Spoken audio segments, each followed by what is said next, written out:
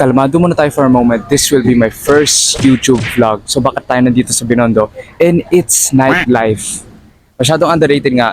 Kung napapansin nyo, na nag-vlog ako dito during the nighttime of Binondo. But what is important is may content ako sa inyo for any dating ideas that you can come over here in Binondo. Bakit gabi? Bakit gabi naman?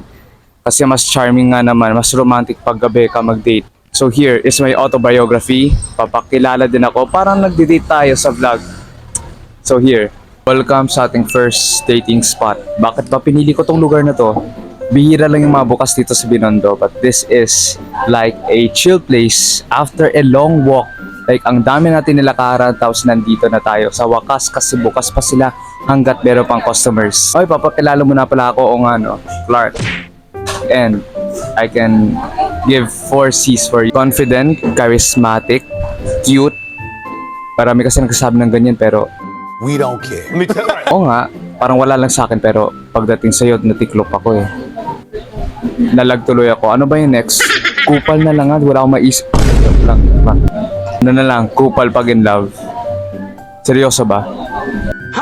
Ito lang talaga ako pala, biro lang. Next time, siseryosohin na kita. Mag-order ka nga muna, ito. Piliin mo yung good for sharing. Ako na bahala. Yeah, ako na bahala sa good for sharing. Kasi, alam mo naman, pagdating sa date, isa yan sa green flag na nag-share ko yun. Like, unang beses, sige, ako muna magbabayad. Then next, ano ba yung gusto mo? Just tatanungin ka na mismo na babae na siya na magbabayad na sa next dating trip ninyo. Na kung ano naman yung gusto ko. Tapos ngayon, kung ano ba yung gusto mo sa menu, sige, ikaw na bahala mag-decide, then ako na bahala magbigay. And hindi lang yung ni-introduce ko yung personality ko, pati din yung personality natin as being a matured partner. Sana all. So nightlife in Binondo wouldn't be complete if we date here. 1919 Cafe here at Juan Luna. Makikita mo naman sa ambience. Okay, makita mo naman din sa presyo. Okay. The ambience and the price says it well. Kung mag-order tayo dito, as we are the students nga naman, siguro partner, tatambay muna tayo dito to chillax and have like a group study, just the two of us. So ang order lang natin is yung drinks and the slices of cakes.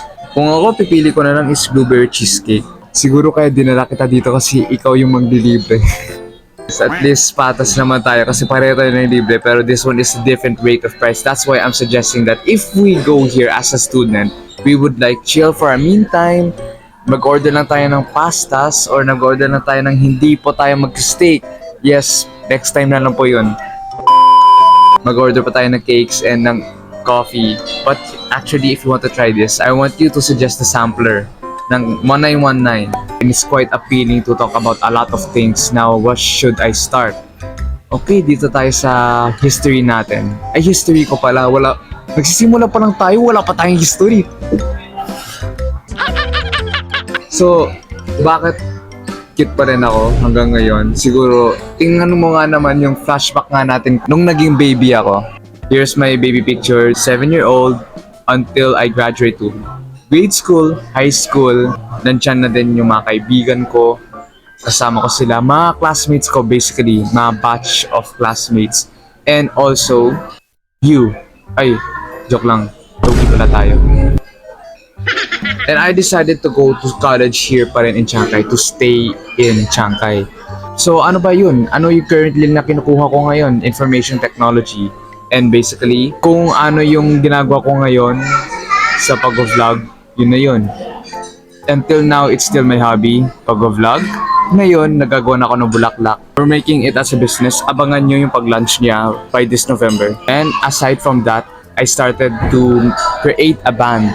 Like, ako yung nag-invite to have a band with them. So yun, it's really exciting to have this thrill in life na alam mo sa sarili mo na full of love ka, nagagawa mo yung mga bagay na gusto mo na ma-improve palalo. Before nagpa-perform po ako through stages, I have my first solo performance and kadalasan group performance with my choir, with masks, and even a group of friends. Actually, this November, I will be performing at a debut performance. Like, it's a party and it's a showdown. And then, actually, ang kagandahan nun, na titrain ko pa yung sarili ko na mag-improve palalo. Now, what if I would be performing live? Since I will have my band back there. And not just that, not just my bands, shout out to them. Gusto ko din ipakita yung mga legitimate friends ko, like OG talaga. Ako kasi personally, selective ako magpili ng mga kaibigan. Like, hindi ako sumasali sa mga circle of friends. Hindi naman ako ganun ka-extrovert. Hindi din ako introvert, kaya tingnan mo ang confidence ko sa pag-vlog. Ito na nga guys, charismatic po tawag dito. Confidence na rin. Yun.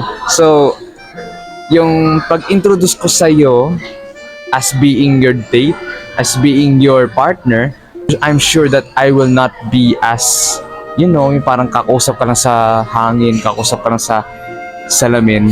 Pero ito na nga ako eh. Kasi when you're comfortable with someone, you really put out all your energy to them and you are willing to be happy with them. You want to feel them that komportable sila sa'yo, na interesado ka. Kasi yun yung hinahanap nila eh.